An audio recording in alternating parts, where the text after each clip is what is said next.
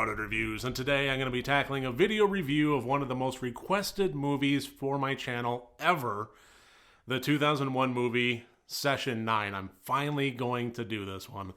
So this is not my first time watching this film. I had seen it years prior, and fortunately, I had forgotten a good portion of it. I remembered some of the core elements, I remembered a few specific scenes, few little specifics here and there, but for the most part, it was kind of reapproaching with fresh eyes at the very least, especially in terms of some of the more, well, let's just say twisty elements of it. This movie was directed by Brad Anderson, who you might recognize as the director of The Machinist, and it was written in collaboration between Brad Anderson and Stephen Gavadon. And in it, we get introduced to the character of Gordon Fleming, played wonderfully by Peter Mullen. Now, Gordon owns his own business, which is specializing in abating and removing asbestos out of old buildings, and he works alongside his team to do so, but unfortunately his business is struggling a little bit, and when a lucrative contract comes up, he makes some extraordinarily low-ball and tight schedule bids in order to get the job at any cost. 1 week. I'll do it in 1 week. I've got 4 really good guys. I'll hire another guy. 1 week, we're gone. 1 week? 1 week. That's fast.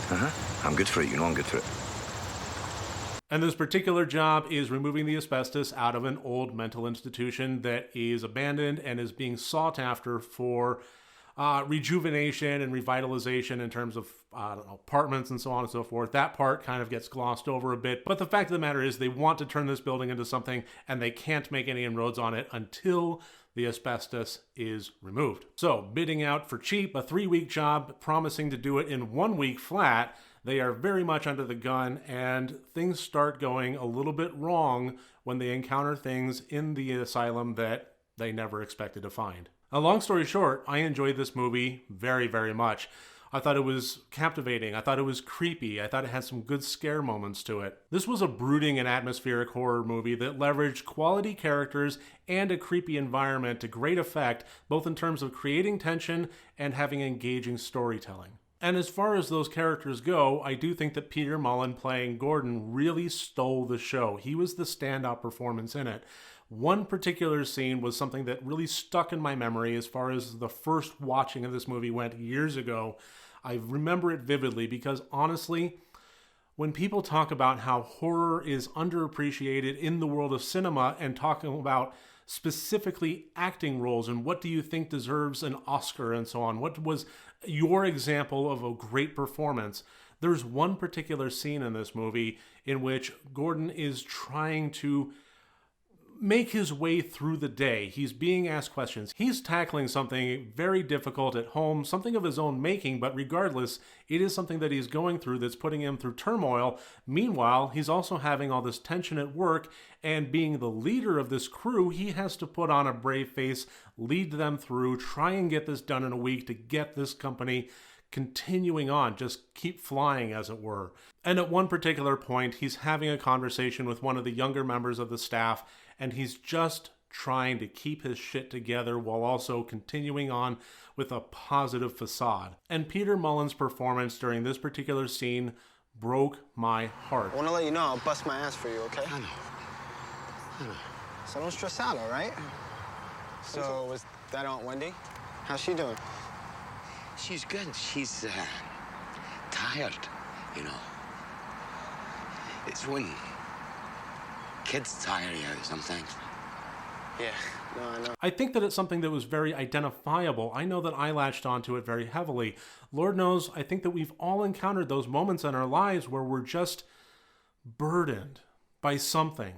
Mourning, loss, breakup, something that is just weighing our hearts down and we can't cope, but somehow we have to not only cope in just day-to-day living, but we also have to punch into work and put a smile on and say, welcome to Jack in the Box. Would you like to try our new pepper jack? Regardless, there's that moment in which we really do have to kind of push that down, continue on, put a smile on, and there's a break. there's a break in that smile where you can see the emotion come through. You're trying your hardest to push it down, but it comes through. And Peter Mullen captivated me with his performance in this one particular scene. I think he captivated me entirely in this movie, but this one broke my heart, and it is my shining example. If ever a conversation happens about quality acting performances in horror, this is the one. This is the one that I point out, that one scene. And as far as the other characters, I thought they were reasonably well done. They complemented the Gordon character fairly well. David Caruso played the character of Phil, which was kind of Gordon's second-hand man, somebody that had been with him through thick and thin and was watching him go through this and also trying his best to continue on with this job and get it done in time when the bidding was outside of his control, and he was pretty dubious about the timeline. I thought that his performance was dialed down a bit, which was perfect. Honestly, we know how much David Caruso can chew up a scene, and he really stepped back and allowed Peter Mullen to really shine through. But aside from the acting and the characters, the storyline of this movie really sold it as well. This movie really kept me guessing all the way right to the very end. And one of the things that I love the most about it, remaining spoiler-free, especially in terms of how twisty it can get, is it sufficiently answers most of our questions, but not all of them. And I think it was just finding that perfect balance between not having the plot turn into Swiss cheese, while also allowing a certain level of discussion after the fact. The fact of the matter is that there's some stuff that is open-ended enough that people can come together and have engagements and arguments and discussions about this movie and present the evidence for very polarized sides as far as the nature of what was going on. And there's enough evidence to support both arguments, or many arguments, that neither side will really be wrong inherently. They'll just have their side of things and have the evidence to support it.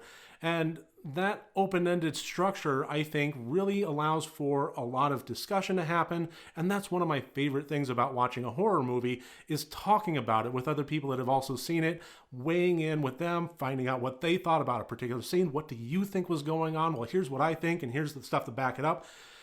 If the credits roll and that's the last anybody ever talks about it, well, you still had a hopefully engaging and an entertaining experience, but I think that that level of conversation after the fact is really what blossoms in terms of quality horror that stands the test of time. And at this point, I'm going to go ahead and throw the scores up here. As always, 4 different categories, each one worth up to 25 points for a total possible score of 100 points. And as you can see, this got a fairly high score. I really did enjoy it through and through. I thought it was captivating. It broke my heart. It had interesting characters. I don't think it was the best horror film of the decade or anything along those lines, but it was very sufficiently creepy. It had some good scares and some good characters to back them up. And so on that basis, I would absolutely wholeheartedly recommend the 2001 movie Session 9.